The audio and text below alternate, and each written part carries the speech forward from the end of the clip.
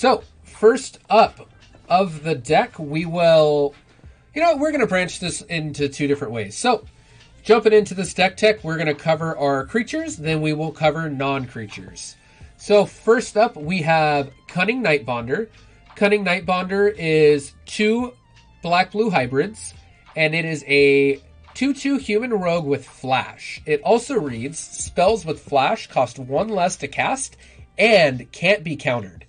So this is really good against other flash decks, and it's really good against the various mystical disputes in the main board. And if we run into a blue-white control deck, which I haven't seen since IKORIA released, this will be good against them. Next up, we have Brazen Borrower. Brazen Borrower is an adventure creature. Its adventure half is a 2-mana instant that reads, return target non-land permanent an opponent controls to its owner's hand.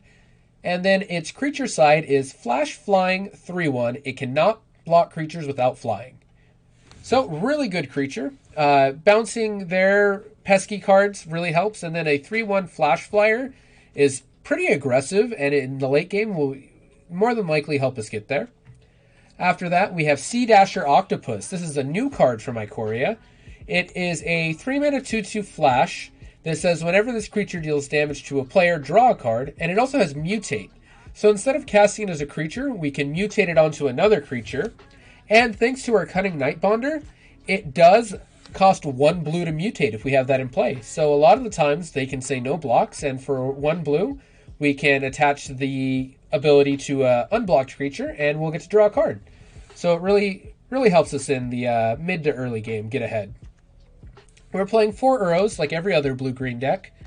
For those of you who don't know, Uro reads, whenever Uro enters the battlefield, sacrifice it unless it escaped, and when Uro enters the battlefield or attacks, you gain 3 life and draw a card. You may put a land from your hand onto the battlefield. And then it escapes for green, blue, and exiling 5 cards from our graveyard. We're playing a playset of Nightpack Ambusher. Nightpack Ambusher is a 4-mana 4/4 flash.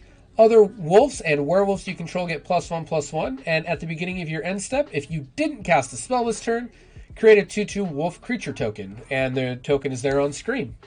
So this creature is very good at surprise blocking. And because the whole point of this deck is to flash everything in, we will always get a 2/2 at our end step, unless we're already ahead, and that point we'll just be casting creatures main phase, because we're probably winning that game anyways. Then we have Frilled Mystic. Frilled Mystic is essentially a reprint of Mystic Snake. However, it does cost double green, double blue. It is a 3/2 flash, and when it enters the battlefield, we may counter target spell. We usually choose to target that spell, but it is a may in case that's ever relevant. Then we're playing new card, 2 copies of Voracious Great Shark. This is a 5-mana 5/4 flash. When it enters the battlefield, counter target artifact or creature spell. So it's kind of like copy 5 and 6 of Frilled Mystic. And honestly, it kind of plays out that way.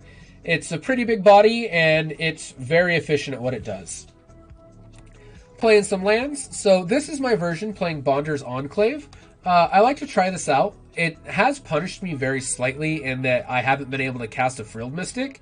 But we're all about trying new cards when they come out, so we are playing one of that. 4 islands, 4 forests, playset of every 2-color land that we can play, and a playset of Fabled Passage. So pretty simple mana base. We'll hop over to the sideboard. Sideboard is playing 4 Healer of the Glade for our mono red matchup to make sure that we don't get ran over and we can eventually get to our 4 drops. 2 copies of Aether Gusts. We bring this in against Uro decks, against Embercleave decks, and any other mid-range to aggressive red-green decks. We're playing 2 Negates. Negate is pretty good.